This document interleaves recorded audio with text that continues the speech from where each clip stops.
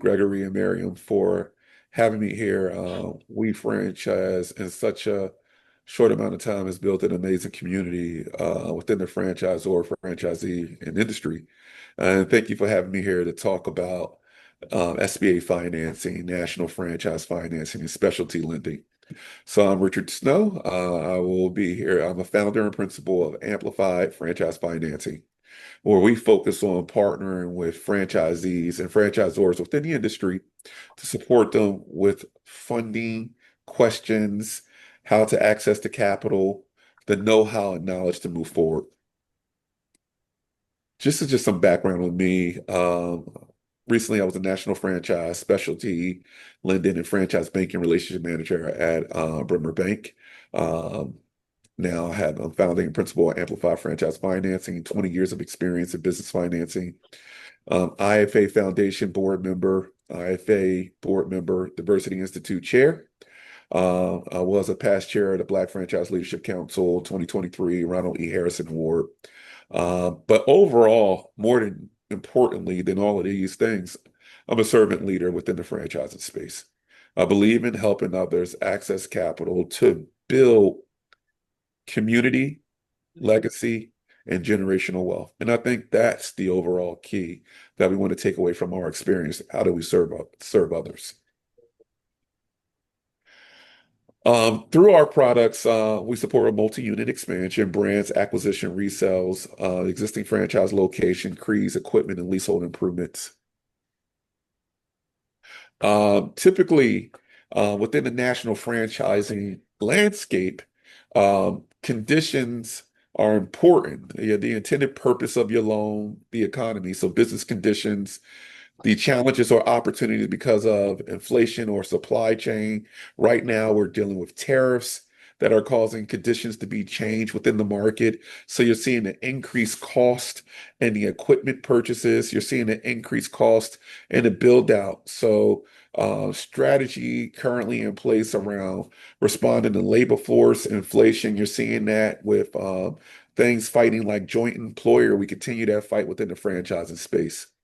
Do you have collateral? Collateral is going to always be important, the asset to secure the debt.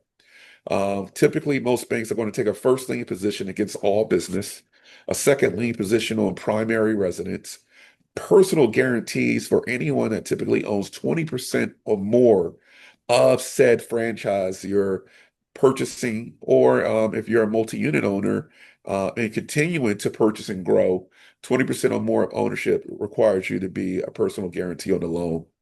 Corporate guarantees of any related entities to the borrower, life insurance, certificates of deposits, all of those things are included within that. Institutions are also going to look at the franchise brand. Mature brands, emerging brands, 50 plus units, a minimum of time in business, 5 to 10 years. Emerging brands typically have less than that time in business, 50 units and less, 5 years in business, need stronger operators for SBA funding. This is important because right now there's a shift taking place where the SBA has brought back the franchise directory. And we're glad that they brought back the directory because the directory is giving banks guidance on the brands that they need to identify, that have been identified.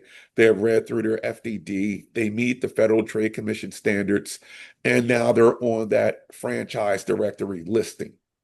And what it does is it allows underwriters to know that there was some due diligence done by the SBA to give them some backing in regards to the credibility of that brand.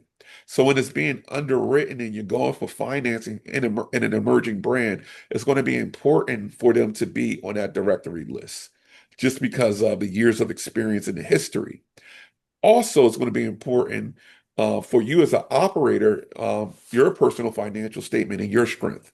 The historical success rate and projected success rate, the front score. I love friend data with Edith and Daryl and team are doing down there.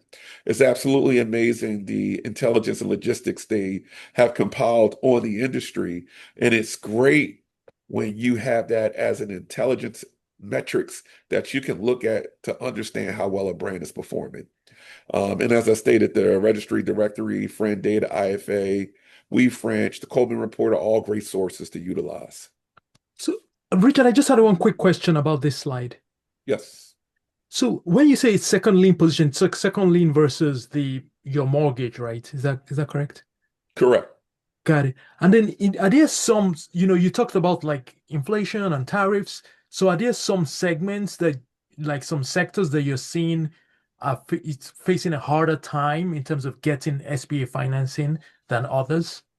Well, I would say right now, one of the things that's happening within the industry, banks are looking at tier one and tier two brands because of their length of time in business and having went through some form of economic stress. So they look at that as having a little bit more security because you went through a down economic time period and you were able to weather that storm. And they feel like there may be some, because of their equity or liquidity positions, because of their time in business, that there is some shelter in place and there is some intelligence in place to weather storms that you've been through before. So if you've been through PPP, you've been through a recession, but you still continue to grow, um, those are going to be important factors. Next thing that they're looking at, you can take COVID, during that time, businesses that were important for essential workers showed that they could weather the storm and that you still had to supply for those essential workers. Some QSR brands had an uptick in COVID because everybody was door dashing and ordering from home. So when you look at these, how brands react to the economy, is situational on how they react, but you could take a historic performance of reaction to volatile economies, and you consistently can see a line tethered behind the people who continue to stay stable, continue to pivot, and create ways to still be successful in business. So, not per se a brand reaction to it, but how does that brand react to the difficulties of the economy that's being faced? So, and the tariff market is increasing, it's increasing the cost of goods and equipment, right? Yep. So, for those that had a storehouse of non-perishable items already purchased for their franchisees, okay, they're going to continue to grow. For those that did not, there's going to be a cost, but you have to communicate that cost and that increase. You have to find a way to communicate that to your end user, which is your customer. So these are all things that I would take into consideration when looking for financing and having to explain that, Gregory, because that's a great question that many credit officers and lenders will ask. Got it. And Richard, if you don't mind staying on the slide as well, like we have a question about the personal guarantee. So I think like just breaking down like what are the implications, potential like consequences of this guarantee? Like if you're married, how does it work? So So anything you need to know about that. So the personal guarantee, you're responsible. You're 100% responsible of the success of the business. So if there's any default within the business, you're on the line. You're also collateralizing your personal assets as well. Within that, especially within the SBA, the SBA is going to take UCC liens against the business, but also against your personal residence. Now, they're not going to go above and beyond. They're going to go up into the point of the amount of loans. So their goal is to try to be 100% collateralized on that particular SBA loan, right? If they can't get 100% collateralized, that's when the SBA guarantee of 75% kicks in. And then from there, that'll cover any of the gaps for the institution, because what the SBA guarantee is doing is giving the banks the confidence to lend out money based on projections. Because if you're a brand new franchisee, we're giving you money based on a projection, and it's giving them confidence to lend that money out. Because most businesses fail within the first 2 years. The guarantee is saying if you underwritten this brand really well and they make it past an 18-month cycle, and if there's any type of default, then if you've done all of your due diligence in documenting and underwriting this loan, we'll support you with 75% of the loss. That's what the guarantee is doing for the financial institution. Awesome. Thank you. You're welcome. Any additional questions before I keep going? Excellent. Great questions. Keep them coming. I wanted to break this down, so I'm going to go through a couple slides. So I'm giving you a holistic view. So most commercial loans, when you're looking for commercial lending, is 1 million to 45 million. Your terms typically on that for a business acquisition is a 5 to 7 year term, 10-year amortization. Franchise commercial real estate is a 10-year term, 25-year amortization. Equipment is 7 years, 10-year amp. Leaseholds is 7 years, 10-year amortization. Basically, your term is 7 years, but your amortization, your payment is going to look like a 10-year amortization period on that, giving you some relief from a cash flow standpoint. Most banks are going to look at, on a conventional side, debt service coverage, 1.2 times or greater. They're going to look at 12, it's basically a draw general administration minimum of 1.2 based on your trailing 12, rolling 12-month report. Your debt to EBITDA typically is 4.5 times or less on your least adjusted leverage. And then they're also going to look at your senior debt to EBITDA. So these are all metrics that they're looking at to make sure you're liquid, that you're not over leveraged. How much equity do you have in the business? And can you sustain any drop in performance and still maintain those covenants? So the SBA is going to use Wall Street Journal Prime. Most conventional lenders are going to use SOFR, which is standard overnight financing rate, or FHLB, which is the Federal Home Loan Banking System. And those rates vary. So Wall Street Journal Prime currently, as of today, is at 7.50%. Most lenders are 250 to 300 basis points above prime. And on the conventional aspect, with SOFR is at 4.32%, most lenders are 200 to 300 basis points above SOFR. Just keeping that in your mind. And these are all indexes utilized from a funding standpoint. Typically, your steps are going to go like this. You're going to go through a pre-screen.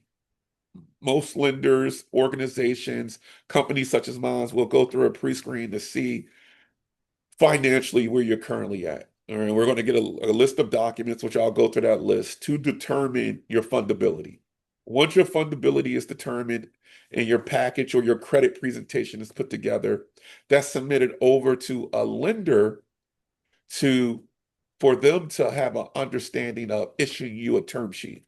Now, term sheets typically are not a guarantee to lend, but it lets you know you fit within the wheelhouse of that said lender and that you're not going to be, those terms are not going to change. They're comfortable with those terms. So now they're going to do this additional due diligence where they do an overhaul of all the information provided, and which will go through what that information is on the next slide. And then you'll move into what we call the loan closing. So what those documents look like on both sides. This is commercial documentation versus SBA documentation. Now, obviously, the SBA documentation, I always like to prepare clients for. Anytime you're dealing with the government, it's a longer process because there's a lot more red tape that's within that process. And you have the guidance from the SOP, the standard operating procedures that the SBA placed out in regard to all the documentation you must obtain and adhere to those policies and those structures and requirements. So when you're dealing with an SBA lender, don't get upset at them when I need this information, I need that. It's literally being dictated in regards to what is needed. And they have to follow that guideline in order to stay in compliance of the loans that they're underwriting because they want to continue to underwrite loans because they can lose their SBA lending authority, but not being in compliance during audit times. So they always have to think about operational procedure. And a really good consultant is going to make sure that that package is in line with what they need. On the conventional side, they don't have the government backing or the guarantee, but there's still the same type of scrutiny that they're going to go through as well. So documentation wise, on SBA loan, I'll start on the right side. You're going to need your small business credit application, typically from the lender, credit report. Know your score prior to going to a lender. Most SBA lenders, if you go to a conventional bank, you're going to need a 700 or greater. If you go to some form of local or credit union, 680 or greater. If you go to a community development financial institution, they may do one between 620 and 650. So just giving you where the latitudes and the credit scores lie, depending on the institution or the program you utilize. You're going to need your 413, which is like your application. 1919 is your personal financial statement. SBA Form 912, your debt schedule. That's going to be important. Your and you can remove the 912 because they removed that. Your debt schedule, estimated project costs. This is your financial projections and a build out of your total project. So total project cost. So when you get a franchise agreement in an FDD, your item 7 shows a list of all of the costs that goes into building out said project, right? That's not golden. Like new franchisees, any new franchisees out there, the item 7 is just an estimate of what it would cost to start that business. That's going to vary based upon your market. That's going to vary based upon your lease expense. That's going to be vary based upon your build out cost. They're giving you an estimate, but you have to be able to pivot and have an understanding that 9 times out of 10, your leasehold improvement cost is going to change. Especially look at I just talked about it. Look at the tariffs, the equipment, that cost is going to be more. You want to think about your cost per square footage. The cost per square footage to lease a space in New York. Gregory, can say to lease a space in New York and to lease a space in Minnesota is completely different. And you can save on your costs in one area compared to the other. So that's important because the demand is so much higher in New York versus a Minnesota, right? So you want to keep all that in your mind. You're going to need 2 years of financial projections because anything past 2 years is really fluff. 2 years of financial projections, your resume or bio, 3 years of personal tax returns, the FDD and signed franchise agreement, lease agreement, and purchase agreement for acquisitions only. That's all your baseline SBA documentation. On your conventional side, borrowing entity, ownership structure is important because all my multi-unit owners and clients and friends out there in the world, once somebody gets over 5, 6, 10, 20, 30 units, the ownership structure changes dramatically. You have trust involved, you have investment groups involved, you have corporate entities involved, you have silent partners. The bank wants to know all of that. They want to know who is on the hook for this money, right? So that's important. Bios, resume, and background. That's important because we need to know who you are. It needs to be better, than just your reputation. Really go out there. This is when you gain the confidence. This is the virtual handshake. Most of the time, we're having all these engagements without seeing each other face to face. A lot of times it's virtual. This is your time to display who you are. Your interim financials, so year-to-date financials, 3 years of personal tax return, debt schedule, personal financial statement, and I'll also send a breakdown of your 2 to 3 months of your account analysis and your statements just to validate your liquidity. Recent loan statements, if you have that out there, your FDD, and if you're purchasing, your purchase agreement, all financials for the acquisition, trailing 5 years of sales history, projections for acquisitions, and competitive period operation profit and loss. Those are your documentation. Pretty much anywhere you would go will be the same thing that would be requested from one lender to another lender. And I like to give this information out because none of it's a secret. It's all preparation. And if you prepare in a way, you eliminate some of the pain and the time fatigue that happens so many times as you're going through a funding process. Any questions as I move forward? So yeah, we got a question. So you touched upon the credit score. So let's say if it's not in the high 600s, like how does it affect like one's ability to get the loan, the terms, and anything else that, that type of person should know? Absolutely. So I would say, and it's going to vary on two different sides. If I have somebody on the conventional side, and let's say credit score is 650, between 630, 650 or less. If they have a substantial business, substantial liquidity, and maybe they have some oversight and they explain what that oversight is, and you have comments and history answering to what that is, though a conventional lender may still move forward with you. On the SBA side, some lenders are just cut and dry. They have a number, and that's where they're currently at.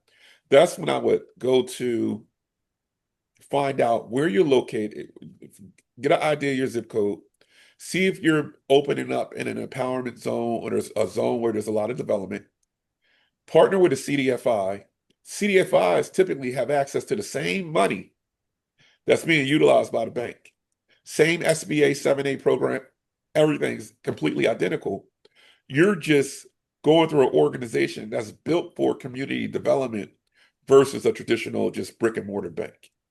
So there's some opportunities out there. Now, if none of that works, this is where you have to have an ownership conversation before you even get to the table. And the strongest person, maybe you need to structure your business to where the strongest person has the majority ownership in that company. Because remember back to my first slide, 20% or more needs to guarantee the loan.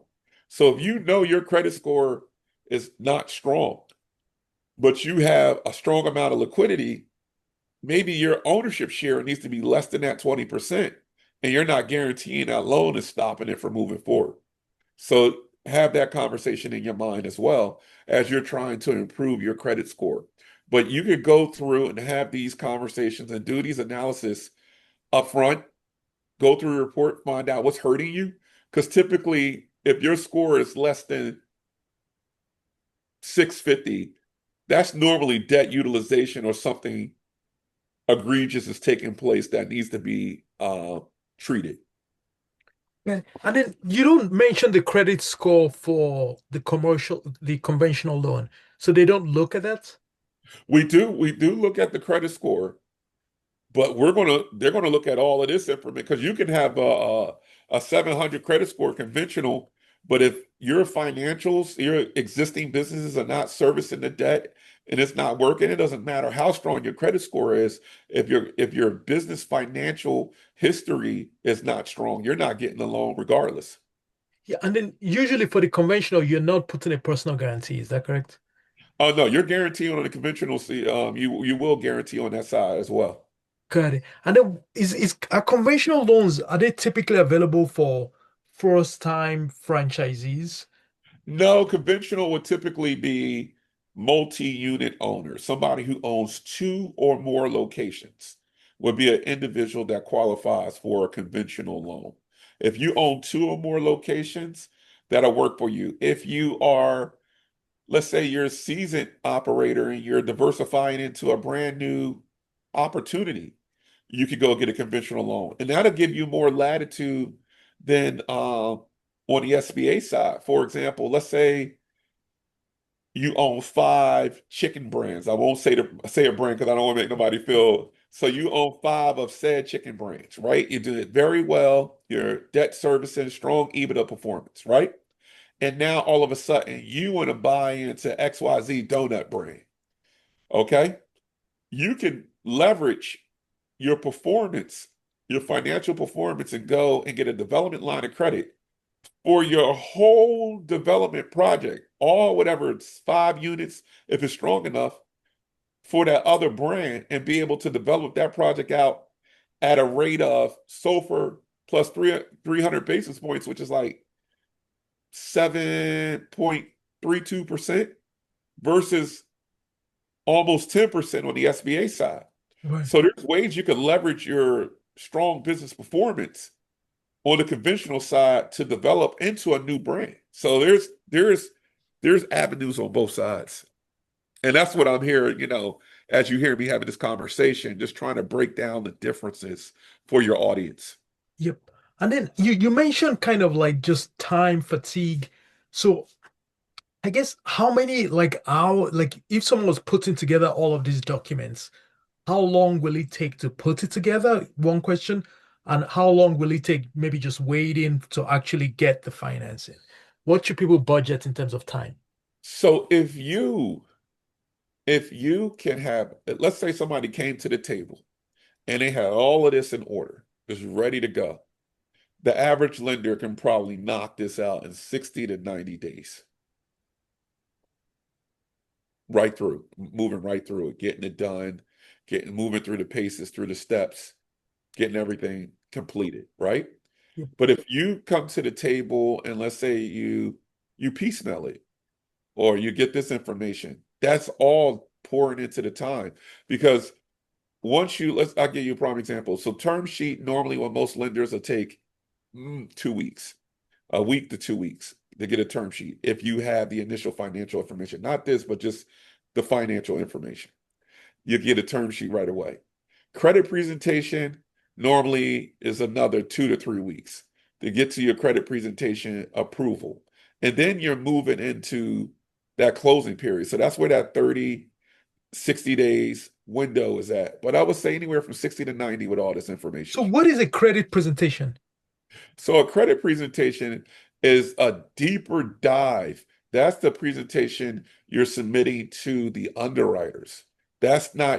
You're not submitting that on at this point in time.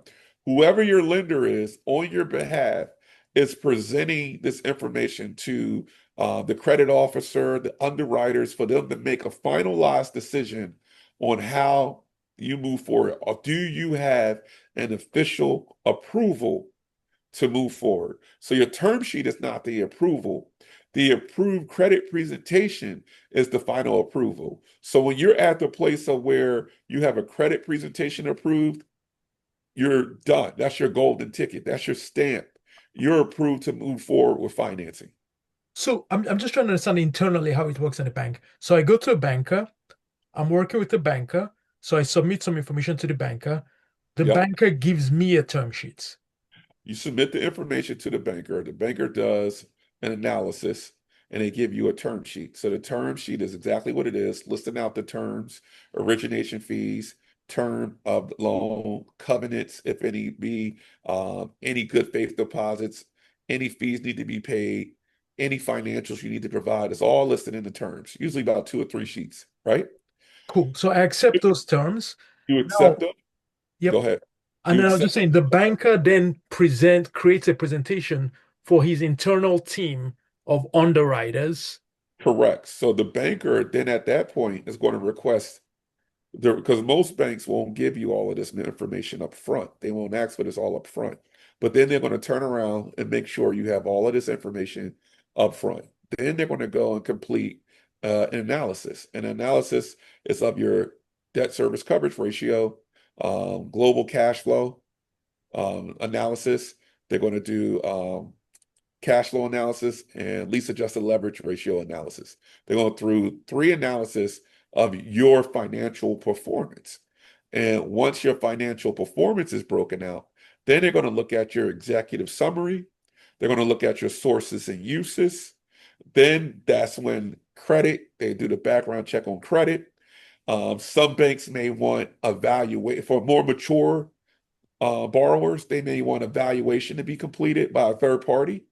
So they're going through that analysis. And once that's completed, then the underwriters and credit officers make their decision on to approve this or not. And that approval comes in the form of a credit presentation approval. And that credit presentation, then once approved, that's submitted over to whoever the attorney that's working with that financial institution. The attorney drafts up does a draft of the loan documentation. And once the loan documentation is drafted, that's then presented back to the borrower for review, for their review or attorney review to begin to walk through the closing process. So all of that, while all of that analysis is going on, like I don't get visibility into that. Is that correct? I don't know. I'm not they're discussing amongst themselves. Well, no, your lender will give you visibility in regards to what's being presented because they're going to have a full disclosed conversation with you in regards to the presentation, what's being presented, and they're operating to make sure, you know, you don't get that far with your lender unless they know they can get to the table and that they're going to succeed in getting that closed out because your lender should already have an idea of the appetite of that financial institution. So not an SBA relationship manager, not a conventional relationship manager. We should not be throwing pie in the sky or spaghetti against the wall to see what stick. That's why the pre-analysis, the pre-qualification is done to make sure you have a deal. And now all we're doing is refining as we move through these pieces to make sure that you're in a position to obtain the financing. So when you say that lender, so that lender, is that the bank or that's not the bank? That's the bank. So there's someone in the bank. His role is, or he or her role is lender. That's correct. Okay. Thank you. Oh, you're welcome. Great questions. I love these questions because the same questions you're asking, Gregory and Miriam, is the same questions that we get every day as we walk through this process. So great question. Yeah, and for the audience, like feel free to drop them in the chat. We'll kind of like bring them up to Richard. But just one more. So the list of documents, like, is it common for people to prepare them themselves or to work with someone to prepare that application? Many times they'll work with someone to prepare the application because you just need some guidance as you go through it. So the 7(a) loan program, most common for business startups and existing businesses, Wall Street Journal Prime is at 7.5%. Maximum loan amount, 5 million. Special programs designed to increase the number of loans under 150,000. Currently, the maximum rate is 10.5%. That's 300% above prime. Loans could take 30 to 45 days on fast track loans. SBA loans over 150,000, 60 to 90 days. Pretty straightforward. We talked about the strong personal credit, transferable management skills. It's going to be truly needed to show for your new SBA, for your new franchisees, transferable management skills are going to speak highly to the success of your business. And can those skills be quantified into, will you be a right fit for that brand? Can you be successful within that brand? You may need to provide collateral, usually 20 to 30% down. And like I said, resume, business plan, and 3 years of tax returns, personal financial statements, 3 years of financial projections, and sufficient cash flow. The things that they're going to look at, the 5 C's, your character, your past payment experience on the SBA side, your capacity, your ability to repay the loan, that's your debt service coverage. Your capital is the owner's investment in the business. You know, how much equity are you bringing to the table? If it's conventional, it's 25%. If it's on the SBA side, it could be anywhere between 10 to 30%. That's what you're looking at, your owner's equity. And then conditions, as we talked about, the intended purpose of the loan, the economy, and access to secure debt. Banks and credit boxes. Each bank has different credit boxes. Credit box is the guidelines that bank has, the minimum guidelines in which they will lend to. From a ratio standpoint, from an industry and sector standpoint. Some banks do QSR, quick service restaurants really well. That's all they do. We have some banks that may just do one brand. That's all they do is one particular brand. You have some banks that don't mind. They're open to different brands, but they may only want their exposure to be 10% or 15% of their current lending portfolio. Brand maturity. Some may say, hey, we want a brand that's been in business over 10 years and 500 units or more. Some may say, we don't mind having a brand that's 4 years old and 100 units. It all depends on what their box is. You have some banks that say, we want franchisees that are multi-unit owners only. We want and you have some that say, we'll do franchisees that are single unit owners, but they need to be utilized the SBA financing project. So you'll see these different credit boxes. So ask the question, what is your bank's credit box? And when you work with somebody like me, we'll already have those answers. We kind of give you a shortcut to have an understanding of the right institution to utilize.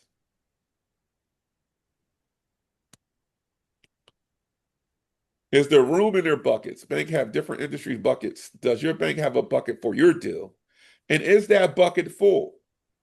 If you got a bank that's done a whole lot of chicken, a whole lot of pastries, a whole lot of entertainment, they may not have room enough in that bucket. They may be at capacity. You have to ask those questions because that will become important when it's time for you to grow, especially if you're looking to grow aggressively.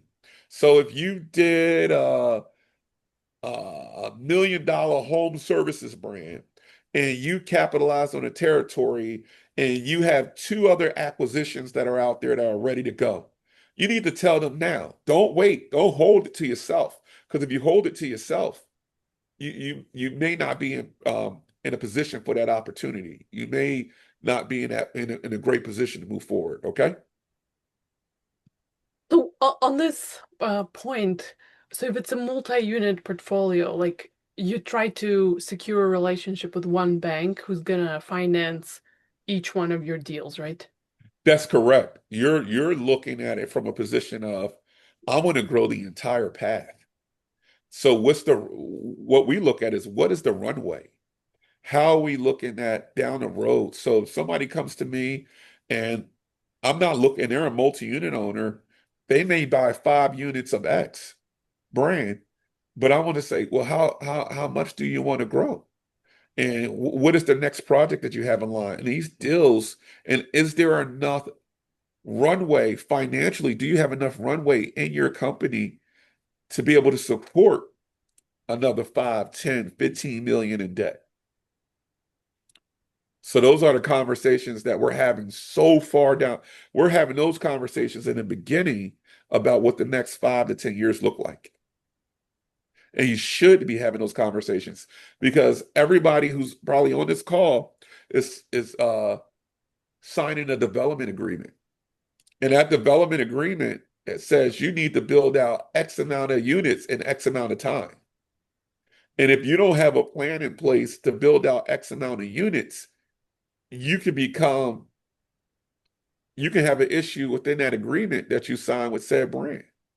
So you have to begin to plan how you're going to build out these brands and these units. Great question. And pathways to success, significant equity injection always is helpful because you're removing how much the business is levered. Ability to pay a salary from a retirement plan or not need to include an owner salary for the first year projections for the new business.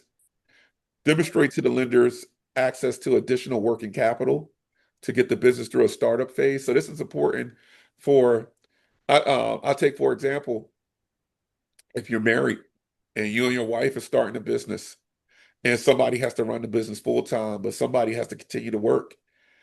Banks love when somebody keeps the salary going because that salary is taking care of your household. And you're not expecting your household to be taken care of by your business. Because in the first 2 years, you're reinvesting all of your capital back into the business. So it's good to have somebody that keeps a salary to take care of their household. We've seen these to be strong selling points to our lenders and a proven strategy to get more deals approved. And that is my presentation. I'm open for questions that anybody may have, and you can scan this QR code if you have more questions of me. I'll be glad to have one-off consultations just to talk more in detail about anything that I went through here today. Cool. Yeah. So this was amazing and this was super useful. In many ways, it answered like many of the questions we had. I guess, Richard, do you mind telling us a little bit more personally, like your journey of how you got into franchising and, aside from we know you're a franchisee of Brooklyn Rubber Foundry. How has Yep. been your experience in the franchise world? So, so how I got into franchising, I'll start my conversation this way. Um, my franchising path started. I was a SBA consultant for Benetrends Financial. I always give kudos to Rocco Fioritino and team over there, a really good team over at Benetrends Financial. And I never forget being a part of that team, first time walking out onto the trade show floor at the International Franchise Expo at the Jacob Javits in New York. And when I walked out there, I said, "Wow, this is absolutely amazing." It felt like the Disney of franchising, like the Super Bowl or something.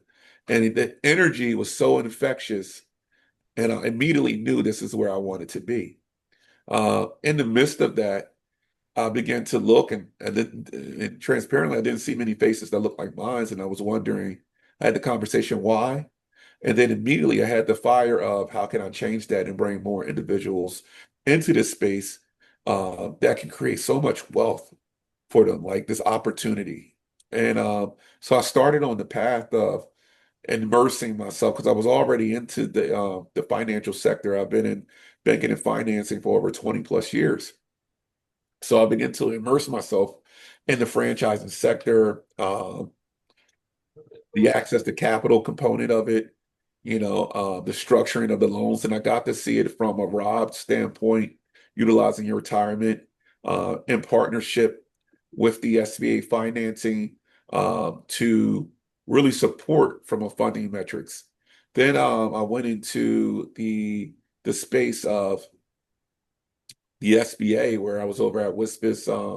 Kudos to Candace and her team over there and Carl, where we did a great job in working from a SBA national franchise standpoint and building clients out from um, SBA development in the franchising space.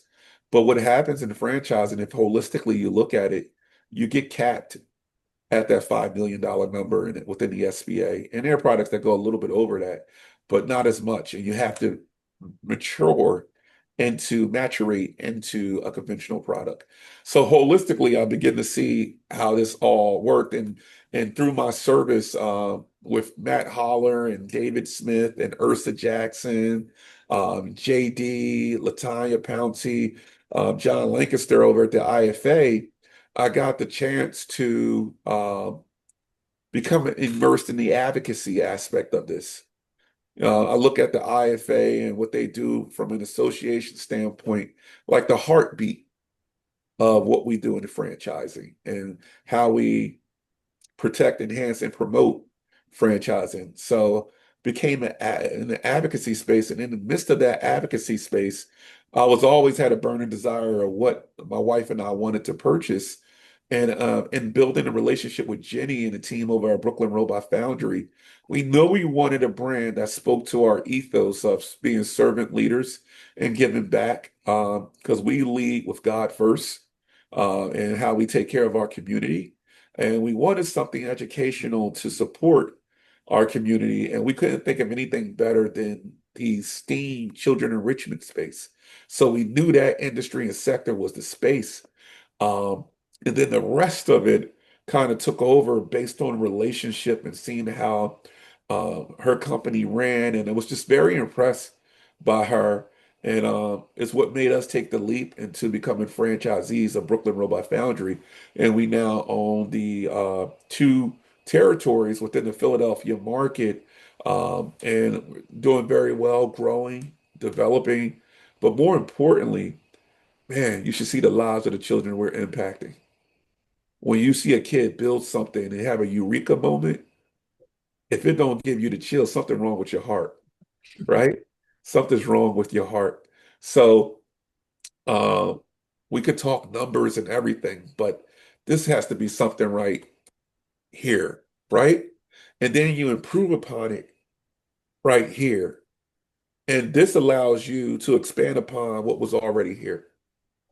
And that's that my personal connection, and that's what led me to amplify franchise financing.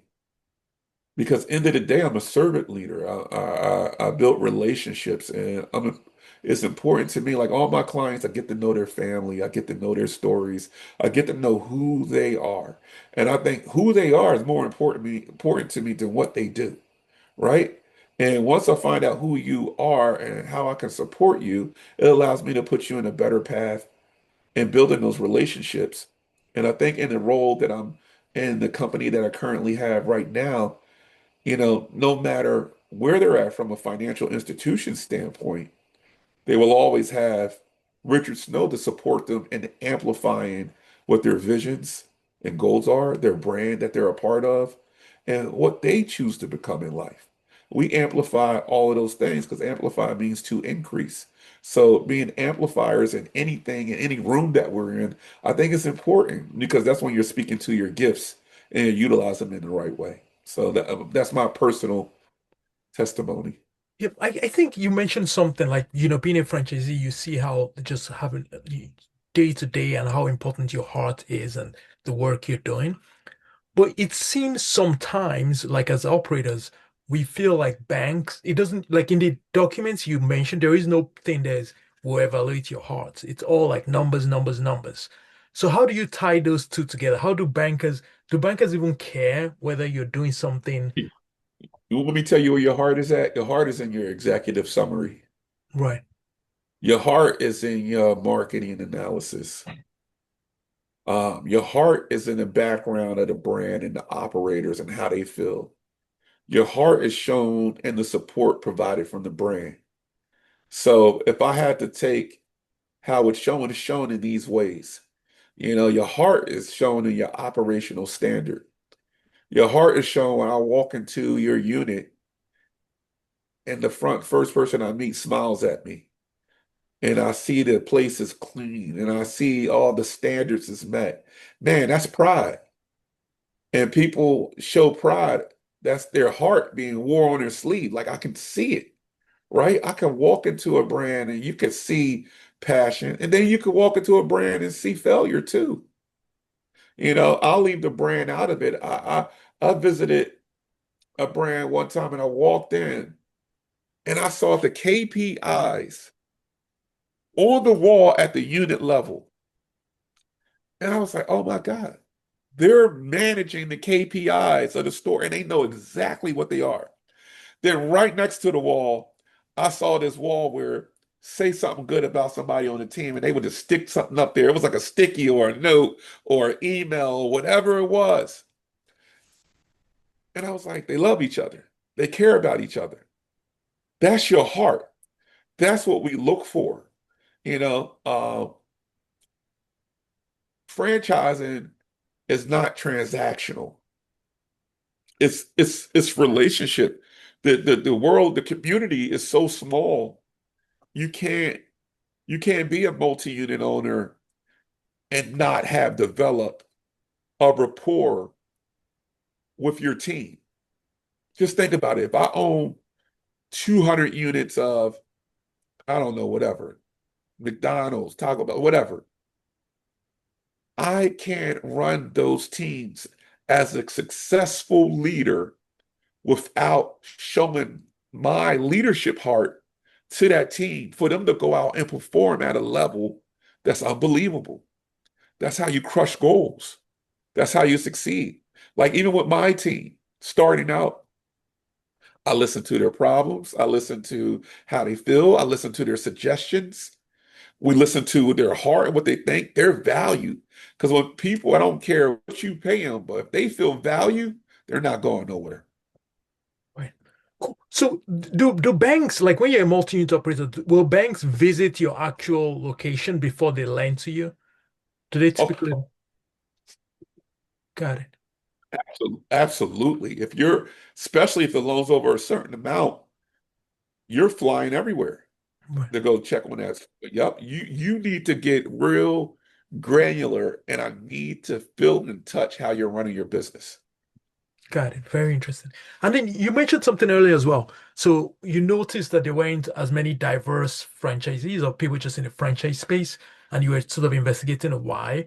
So based on your understanding, why is that? So the first thing is, and I want to make sure I'm not breaking up. Mary, am I coming through right? Because I saw some choppiness. Am I breaking up a little bit? Uh, just a bit, but we can hear you. Okay, okay. So the first part of it is education on the franchising space. I think that's the first part. Being aware of the opportunity within the franchising. That's the first. Because you can have capital and there are C-suite executives that can come in their franchising tomorrow. But if they're So Oh, yeah.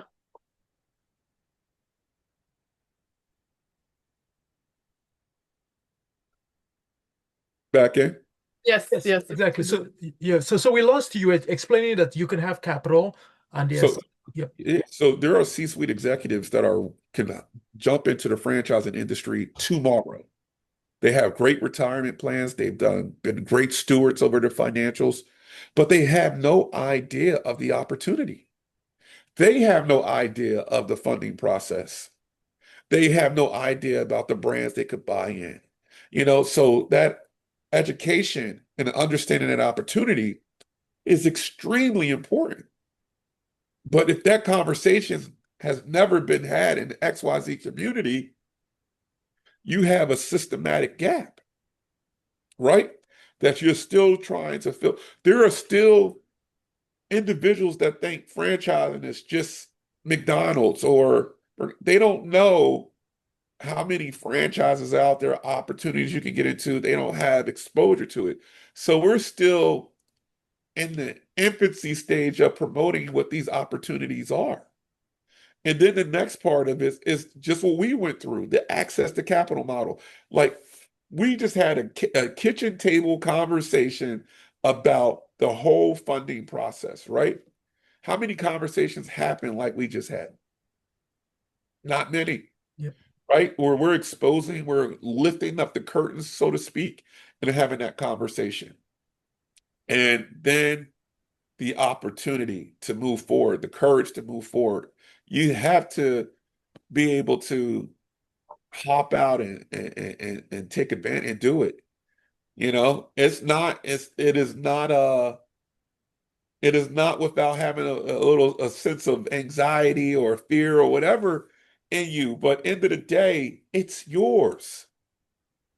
It's yours. And you can own it as such. And it's a beautiful thing to be self-sufficient. Awesome.